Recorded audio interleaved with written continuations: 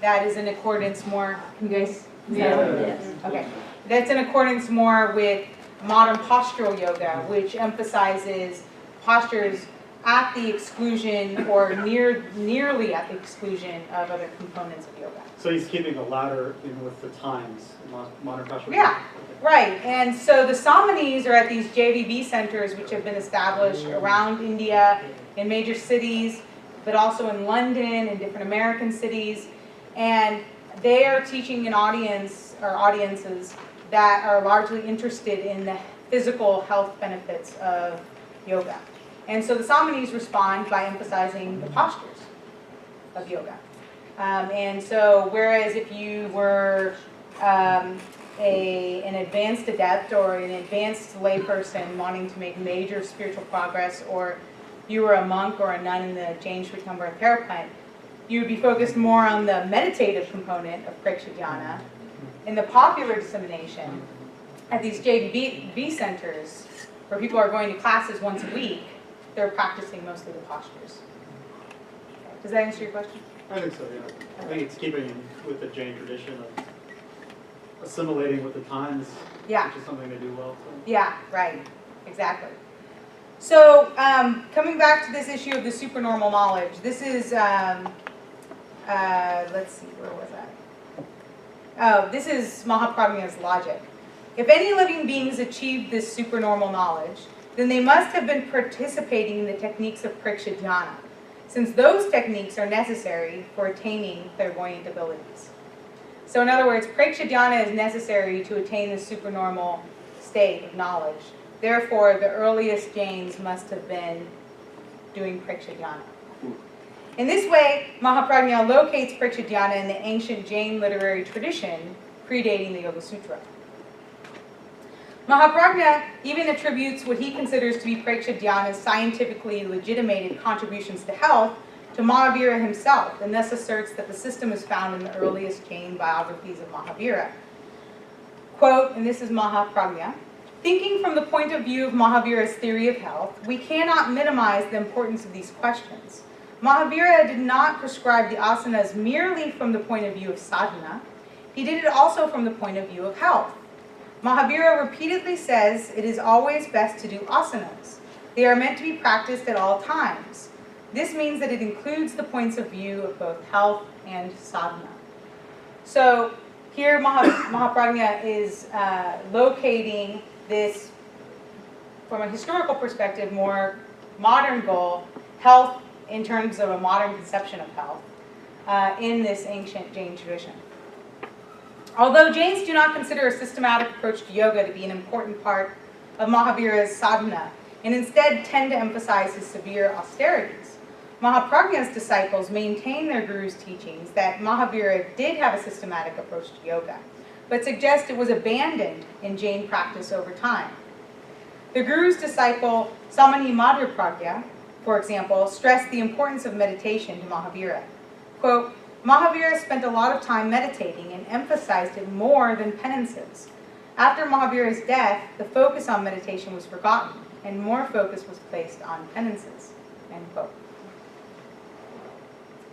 Though Mahapragya reifies Preksha Dhyana as a system original to eternal Jain doctrine and practice, he simultaneously argues that it provides a synthesis between the ancient teachings of quote, ascetic scientists and modern science. In this way, he embodies what Joseph Alter calls the, quote, ironic discontinuity between discourses of origin and the brute fact of transnationalism, end quote. As yoga moved out from the ascetic cultures of South Asia and into the transnational health and fitness market, it underwent processes of adaptation. In the case of Preksha Dhyana, Mahapragya actively constructed it in part as a response to transnational trends, and especially the rise of science as a prevailing paradigm, while maintaining claims to a Jain original and true yoga. He achieves this by consciously appropriating the scientific paradigm, while simultaneously claiming that this paradigm is not new at all. And though related to the yoga prescribed in the Yoga Sutra, that is not new either, the yoga as prescribed in the Yoga Sutra. But what was prescribed in Preksha Dhyana was in the Yoga Sutra, where it was also newly rediscovered as it's being rediscovered again, or was rediscovered by Mahapragya in the 1970s. So in other words, Patanjali was rediscovering something that was already in the ancient yoga tradition, and now Mahapragya was likewise rediscovering it. All right, so taking a turn now to BKS Iyengar. Training students in Mysore from the 1930s to the 1950s, Iyengar's guru, Krishnamacharya, served as one among the most significant figures responsible for constructing modern postural yoga. Krishnamacharya constructed an aerobic system whereby the practitioner performed postures in repetition and in sequence. Some of his students, including Iyengar, in turn constructed yoga brands and successfully marketed those brands to the general populace in the second half of the 20th century in urban areas across the world. In the postural yoga world, yoga advocates have emphasized the physical benefits of yoga and their dispensations, while simultaneously identifying the Yoga Sutra as the authoritative ancient source on yoga. Krishnamacharya himself, for example, linked his teachings to the Yoga Sutra. As shown by Mark Singleton, his act of grafting 20th century modern postural yoga onto the Yoga Sutra is not an indication of a historically traceable or classical asana lineage. Yet in the popularized yoga world today, there are endless mirrorings of Krishnamacharya's appeal to the Yoga Sutra as the ancient and preeminent source on modern postural yoga.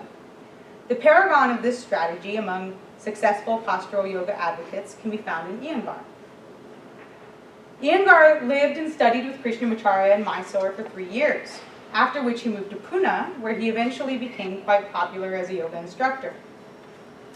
Iyengar's postural yoga system attracted a number of wealthy and influential celebrities, and with their patronage in the 1950s, he traveled to London, Switzerland, the United States, and Paris to teach postural yoga. By means of the popular dissemination of postural yoga, yoga became something that was increasingly prescribed and chosen as a product independent of ethnic, philosophical, or religious identities or commitments. Postural yoga was instead a product that could be chosen as a body-enhancing practice that was one part of individual regimens of self-development, and it was being packaged in this way for transnational audiences. Iyengar yoga was particularly successful. Iyengar prescribed a thoroughly individualistic system of postural yoga that was a rigorous and disciplined form of body maintenance that required the use of fitness tools such as belts, bricks, and ropes. He published his Light on Yoga in 1966, and it instantly became the global standard reference on modern yoga as a body practice. The text became, according to De Michelis, quote, the acknowledged point of reference in the sense that no postural yoga practitioner or school could afford to ignore its existence, end quote. Iyengar's book was particularly attractive to large audiences insofar as it included step-by-step instructions so individuals could choose yoga as one part of their self-development regimen without having to give up other lifestyle commitments. They could do yoga without even leaving their homes. Furthermore, in meticulous detail, the book provided biomedical explanations for each posture and its fitness and health benefits. In the 1960s, a mass market for postural yoga classes emerged. Iyengar yoga classes even became available at American YMCAs and through the Clapton Adult Education Institute in London. This was a thoroughly body-centered variety of yoga that was deemed beneficial regardless of various other commitments. In response to the robust trends in the global fitness market, Iyengar had selected from Krishnamacharya's aerobic yoga as physical culture and elaborated upon those techniques to create Iyengar yoga as a unique physical fitness brand. Iyengar prescribed a rigorous and disciplined form of body maintenance, famously referring to the body as a temple, and arguing, quote, the yogi conquers the body and renders it a fit vehicle for the soul, end quote. The body is preeminent in Iyengar yoga. Another quote, to the yogi, his body is the prime instrument of attainment. If his vehicle breaks down, the traveler cannot go far. If the body is broken by ill health, the aspirant can achieve little, end quote. As a consequence of many steps toward elaborating and fortifying his yoga brand, Iyengar succeeded in mass marketing it, the brand, in the 1960s and 70s. Arguably the most significant event in the process of elaborating the brand was the publication of his Light on Yoga, which served to fortify the Iyengar Yoga brand as it underwent successful mass marketing. Its biomedical dialect was attractive to a wide array of modern urban individuals. Another way that Light on Yoga served to elaborate and fortify the Iyengar Yoga brand is that it established authority by claiming ties to an ancient yoga transmission. Basically, Iyengar affiliated his postural yoga brand with the yoga method present in the Yoga Sutra, as well as to later Hatha Yoga developments. The epigraphs to Light on Yoga read, quote, "I bow before the noblest of sages, Patanjali, who brought serenity of mind by his work on yoga, clarity of speech by his work on grammar, and purity of body by his work on medicine. I salute Adishvara, who taught first the science of Hatha Yoga, a science that stands out as a ladder for those who wish to scale the heights of Raja Yoga." Unquote. More recently, Iyengar took additional steps toward elaborating the Iyengar Yoga brand by associating it with the Yoga Sutra, by introducing an invocation to Patanjali at the beginning of each yoga class. Iyengar, however, insisted that yoga, although a part of an ancient yoga transmission going back to the Yoga Sutra, is not specific to any religious tradition. Consequently, both the epigraph to Light on Yoga and the use of the invocation to Patanjali at the beginning of yoga classes establish authority through appeals to a culturally situated text, while Iyengar simultaneously claims that Iyengar Yoga is universally accessible.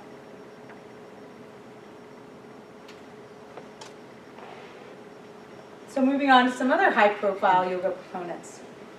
Some Hindu yoga advocates have recently engaged in high-profile debates on yoga's origins and have attempted to determine a yoga text in an attempt to reclaim yoga for India or Hinduism. Though such advocates are frequently motivated by sound objections to popular stereotypes about Hinduism or Indian culture, they unfortunately offer just one more inaccurate, homogenizing vision. They construct a reified vision and promote what is valorized as true Hindu or Indian spirituality, as opposed to irrational corruptions. And I have these images here. This is just a selection of two representatives of this Hindu origins argument. Suhag Shukla, who is one of the co-founders of the Hindu American Foundation, and Narendra Modi, who is the Prime Minister of India. The Hindu American Foundation, or HAF, has been particularly vocal.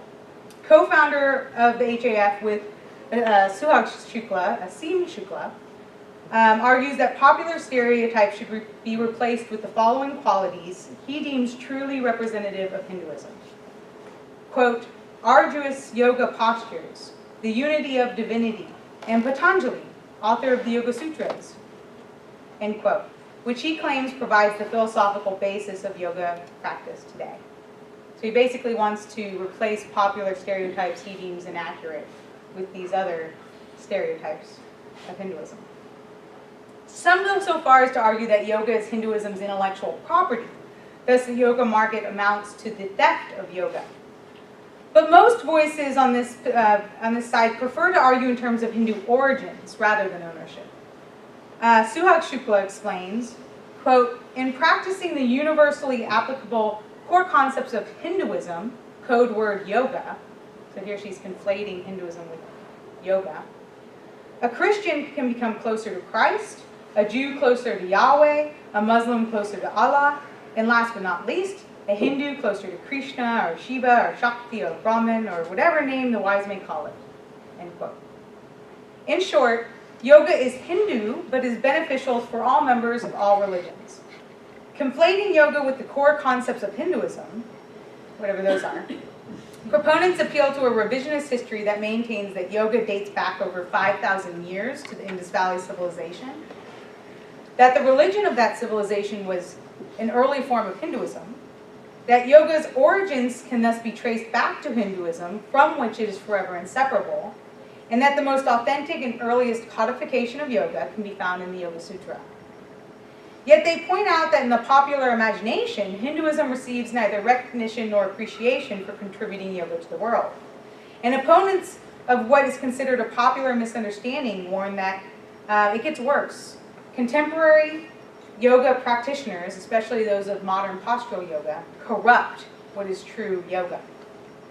Asim Shukla and Shah argue, quote, for these self-indulgent appropriators of yoga in the U.S., the end-all and be-all of yoga is asana-based classes, quote, end quote. And then the HAF adds, quote, yoga as an integral part of Hindu philosophy is not simply physical exercise in the form of various asana or pranayama, but is in fact a Hindu way of life. The ubiquitous use of the word yoga to describe what is in fact simply an asana exercise is not only misleading, but has led to and is fueling a problematic delinking of yoga and Hinduism, end quote. The HAF's campaign approves of yoga as a means to health, but they add, quote, the foundation argues that the full potential of the physiological, intellectual, and spiritual benefits of asana would be increased manifold if practiced as a component of the holistic practice of yoga, end quote. In other words, all practitioners should practice yoga according to the full Ashtanga yoga of the Yoga Sutra if they intend to do real yoga. Prime Minister of India, Narendra Modi, recently joined the high-profile debates over yoga's origins.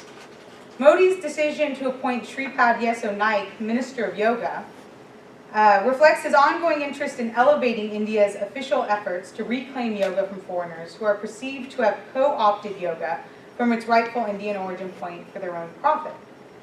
The ministry's strategy to reclaim the yoga industry for India aims to expand the role of yoga in key areas of Indian civil society, including schools, hospitals, and police training centers.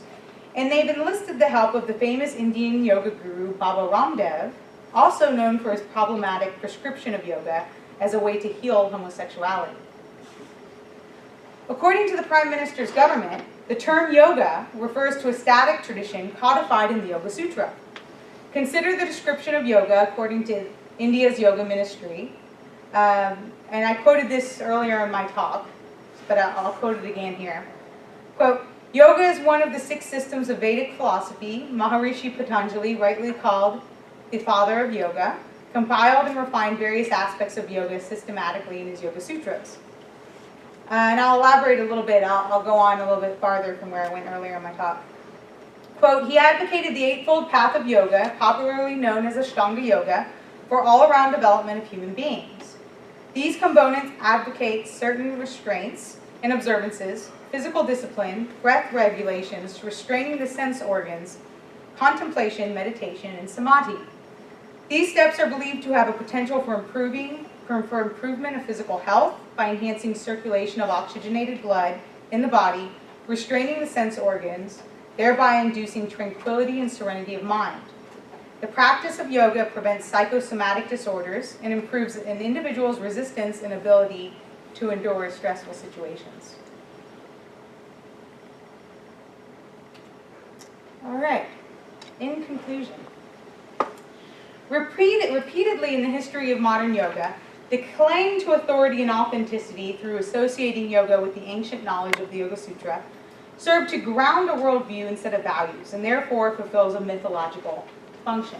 I don't think it's enough to say, and this issue came up a bit during the last Q&A from our last session today. I don't think it's enough to just reduce these appeals to the Yoga Sutra to just appropriations of the text. These modern yogic appeals to the Yoga Sutra serve a mythological function that I think is important to contemporary practitioners. This applies even to popularized yoga brands. Mara Einstein suggests that mythologizing is at work in branding, which requires marketers to uniquely package their products, in part through the use of myth. The multi-billion-dollar contemporary yoga industry definitely evidences this point. Postural yoga giant Iyengar serves as a recent example of how branding and mythologizing go hand in hand. He mythologizes his postural yoga system in ways that tie it to ancient yoga traditions, while simultaneously reflecting dominant cultural ideas and values by claiming biomedical authority. So the claim to biomedical authority is just as much a part of mythologizing modern postural yoga as is the claims to its origins or its transmission going back to the Yoga Sutra. His myth grounds postural yoga in a linear trajectory of transmission. Pre-modern yoga functions as what Mark Singleton describes as, quote, the touchstone of authenticity for proponents of modern yoga.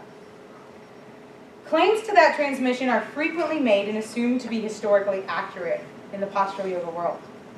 While modern yoga advocates have historically claimed ties between their yoga systems and the ancient yoga transmission, going at least as far back as the Yoga Sutra, they also present yoga as scientifically legitimized, as is evidenced by the biomedical discourse that permeates their written works.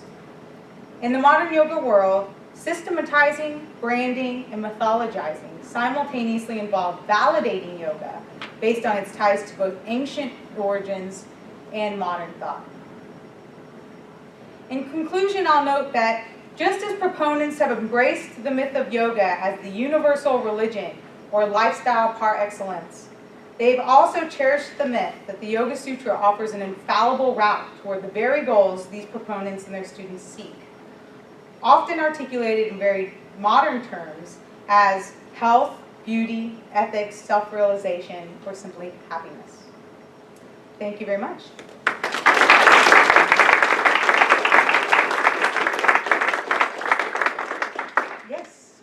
Yeah, I have a couple of questions about Mahaprajna. Yeah. And I'm wondering if you might be able to cite his actual quotation of the Yoga Sutra, and if you might be able to shed some light on his relationship with Mr. Cuenca. Mr. S.N. Cuenca. Oh, sorry. Yeah, well, I don't have the citations with me for his, where he cites the Yoga Sutra. But he does. But he does. Yeah. Yeah, and it's usually in passing. Mm-hmm. It's not, he doesn't cite it as the authoritative source on yoga, but he'll make a statement about yoga and then confirm it by saying, this is found in the Yoga Sutra, or as is found in the Yoga Sutra. And I'm sorry I don't have those in front of me, but I could dig them up for you. No, I've looked for them, and they're not extensive. Yeah, they're not extensive, yeah. And so he serves as this example of a modern yoga proponent who doesn't do this to the same extent that the others tend to do it. And that's because for him, what's more important is that this yoga system he prescribes is original to Jain thought. It can be found in, even if it's not called Prekshadhyana, it can be found, Prekshadhyana can be found in these ancient yoga traditions. And that Jain lineage is more important than establishing the lineage going back to the Yoga Sutra. The Yoga Sutra just serves simply as another authoritative source that's more contemporary, that coincides for him with Prekshadhyana. And in terms of Vipassana, he doesn't reference Vipassana either. But clearly there's mutual influence there. Would have been known across Rajasthan in the 1970s. He would have been familiar with it. But he doesn't himself make reference to it that I've found or compare his own system. Basically, we could make the argument that Vipassana is a sort of Buddhist, in certain ways, a Buddhist version of Prekshadhyana and vice versa. But I haven't found anywhere where either of them consciously recognize that or compare one another to one another. So, have you?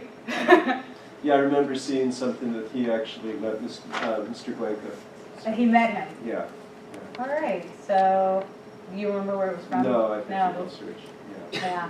I have no doubt that their paths crossed. I didn't know they literally crossed, but it was, there's no doubt they were familiar. Leader, they're always on the days together, so I think it might have been an encounter like that. Okay. Great. Other questions, yeah? to mention about this HAF, Suhag Shukla and Yeah. Asim's yoga being exclusively Hindu. Yeah.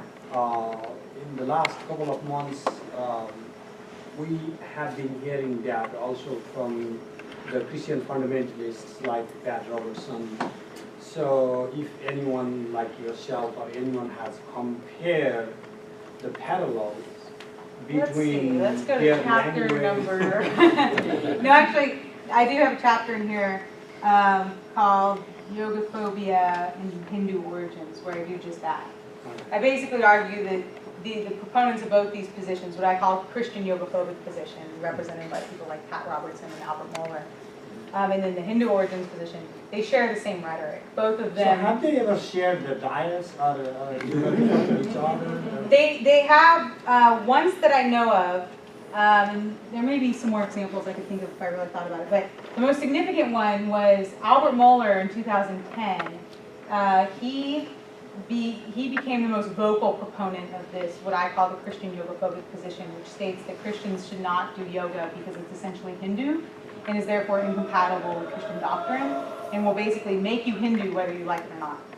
Right? That's a kind of very short summary of his position. And he became the most vocal proponent when he happened to publish a couple of blogs on his website that just got, forwarded along and got a lot of attention. And I mean, this was a position that was very old. That wasn't new in 2010, but it became very high profile. Not long after that, the New York Times published a piece where interviewing certain representatives of the Hindu origins position and the HAF, claiming that yoga's origins were indeed Hindu, and its essence was indeed Hindu. Albert Mohler then published a follow-up blog saying, "See, I told you so. Even the Hindus say that yoga is Hindu." And so that was, a conscious acknowledgement of that they were sharing the same argument, that that this rhetoric of origins was central to both their positions. Yeah. Thank you. Yeah, sure. Yeah, Chris. Recently, I saw Modi, and I'm bringing this up because you brought Modi up here. He tweeted a New York Times article, did you guys say this? Where CEO was having his employees practice yoga. And Modi tweeted it, and his only comment on his tweet was, "This is interesting." And I'm wondering, as more stuff comes out in the newspaper about Modi and yoga, and the way he's talking about yoga, I'm wondering how this differs, or it might be the same as things that have happened in the past in terms of trying to conflate yoga with economic productivity, perhaps, Right. in India. I know there's the history of man-making with Vivekananda and others. Vivekananda and Joseph Alter talks about this a lot too, and many of the early modern postural thinkers. Yeah. Right. So is what Modi's doing? I guess what I'm asking is this innovative in these things that he's doing with getting people to sort of take the economy as like this meditation point? As like this. Or is that something that's been done in the past? I think it's been done, definitely. There was definitely a strong nationalist component to many of the earliest thinkers on modern postural yoga.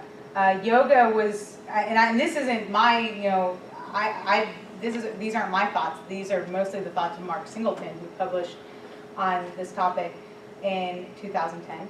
And he shows how these early modern postural yoga thinkers were looking for an indigenous form of physical culture.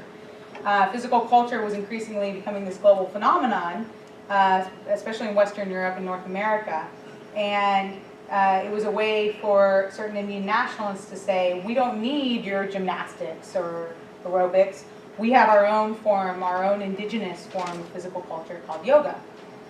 And so, yeah, I think there's always been, in the modern postural yoga world, that use by certain proponents of modern postural yoga, that nationalist dimension. And Modi is simply, again, making it particularly high profile, and has done so quite successfully in a very short time. What's problematic about it is that, I mean, I'm all for introducing yoga into public schools and prison systems. I think there's evidence-based benefits to yoga for physical and mental health. But what's problematic with his particular agenda is that there is a homophobic dimension, and especially with his affiliation with Baba Ramdev.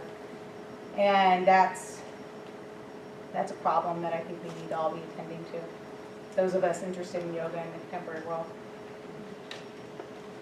Yes? Yeah, thanks. I'm particularly interested in your use of the term mythologizing in this context. And you were drawing a distinction between appropriation and mythologizing.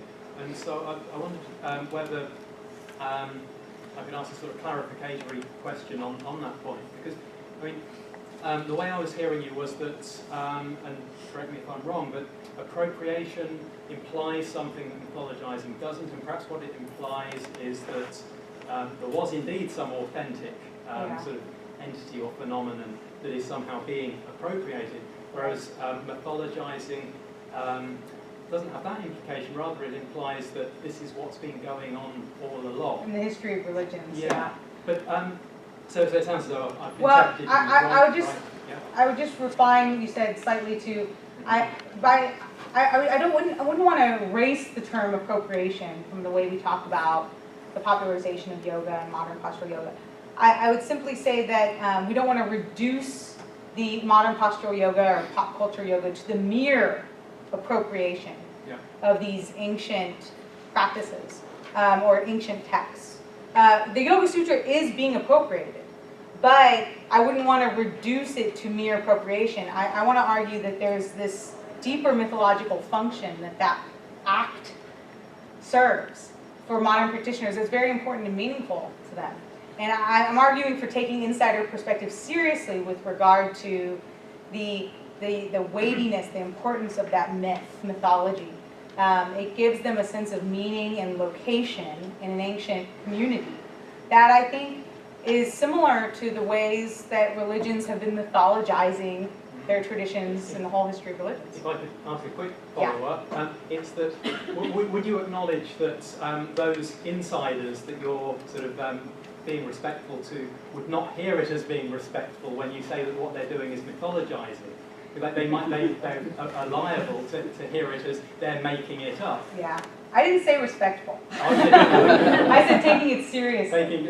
What I'm trying to do is I'm trying to take what insiders say about yoga seriously, insofar as I'm really resistant to the reduction of pop culture yoga to the mere commodification of yoga, as if yoga serves only hedonistic or immediate aims.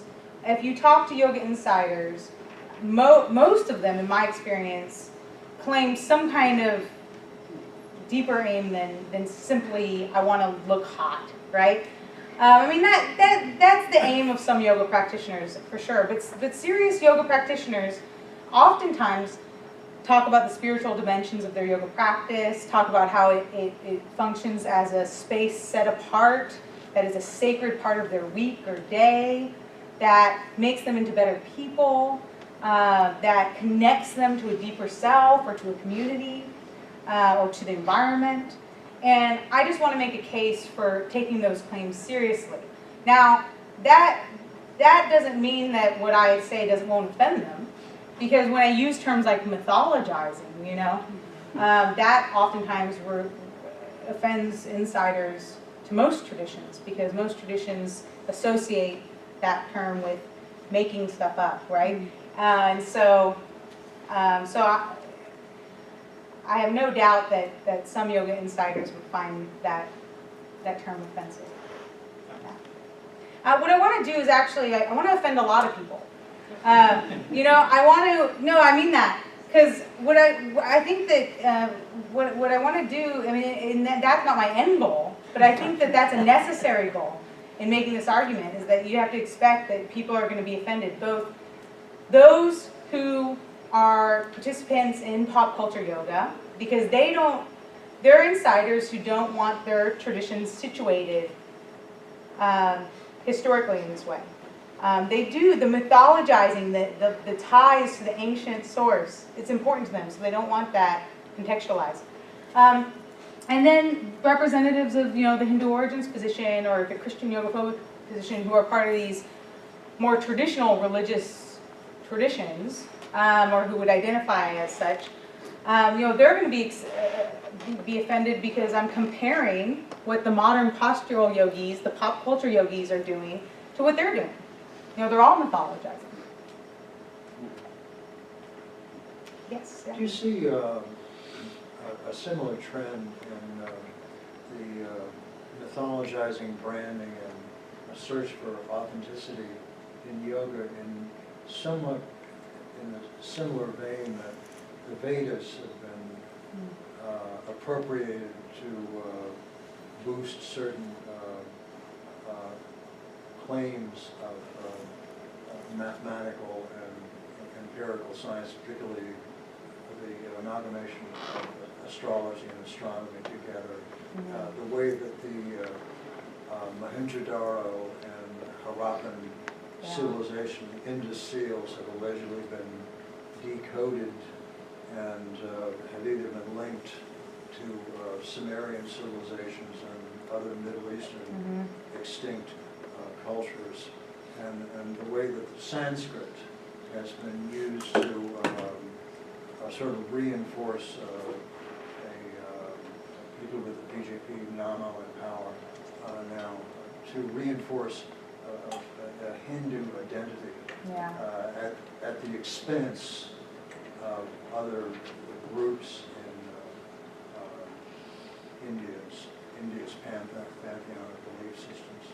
Yeah, absolutely. I think there are definite parallels. And I think that there's also parallels to the construction of Hinduism itself as this category, this reified category that has come to signify certain static qualities and texts and figures and components that aren't representative of all of today's self-identifying Hindus, nor historically who we would categorize as Hindus. And so this is one of the reasons that Wendy Doniger's, the Hindus, was so controversial, is because she made a similar argument with regard to Hinduism, that Hinduism has become this essentialized, reified concept that has just come to point to such a small fragment of what we would actually, of those who would actually today self-identify as Hindus, or again, historically, we would encapsulate under the Hindu canopy. So, so I think this is an ongoing problem, and I think that it's related to a understandable reaction to Orientalism, which was largely denigrating of Indian religion and culture, and sought to establish the superiority of Western European culture and religion. And in response to that, right, there was this codification of Hinduism as this rational, male-centric religion. And then we get these kind of offshoots of that with mathematics and science and now yoga. So I guess I would identify this yoga origins movement as a sort of stream of a larger reaction to Orientalism. Well, would you say this is another? And these are other streams that another instantiation of something that developed as a relatively modern phenomenon, looking for authenticity with artifacts from 4,000 years ago. Right. Yeah. Yeah. Absolutely. Because the aim is to locate an indigenous source for these things in India, rather than recognize them as modern or contemporary, and therefore, given Orientalist thinking associated with the Western world, right, or the essentialized West. I think that the aim is a fair one. It's to avoid the equation of these things with this essentialized West. But the consequence is a historical one, one that ultimately appeals to these ancient origins where the history isn't there to testify to them. Does that make sense and answer your Sort of question? following Freud's advice, if you can't deal with the present, create history for it. Right, yeah. Always come back to Freud. Are we out of time? Was there one more question? I think there was a question. Yeah. Okay. Could we possibly see Modi coming out of his Hindu-based nationalism and his claim to retake yoga for India suddenly demand royalty payments from all of our Western yoga schools? Yeah, well, that isn't so far off. I mean, he has implied just such, that the money that yoga entrepreneurs are making should be paid back to yoga. To India. Because this is a good that has been stolen from India. So he's made those claims.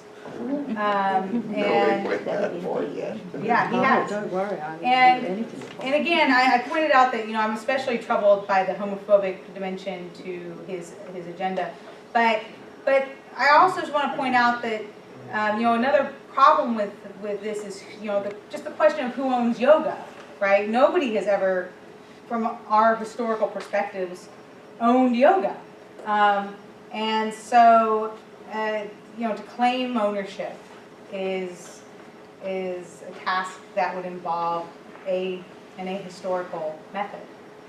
So it's a big problem. Okay, Naveen, please. I just wanted to throw another plug.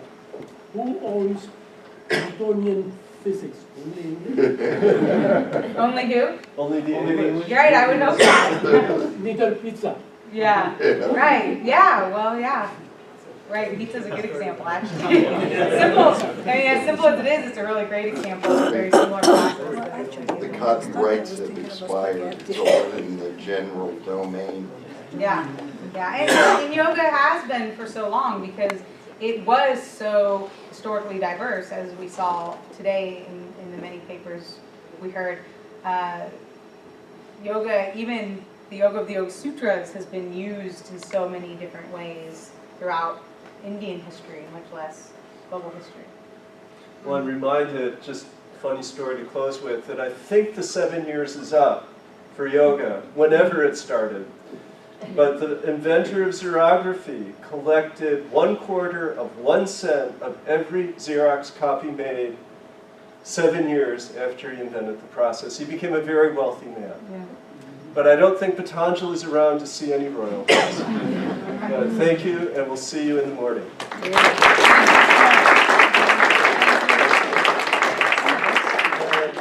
I'll put the flyer on the back if any of you want to pick up to order the book.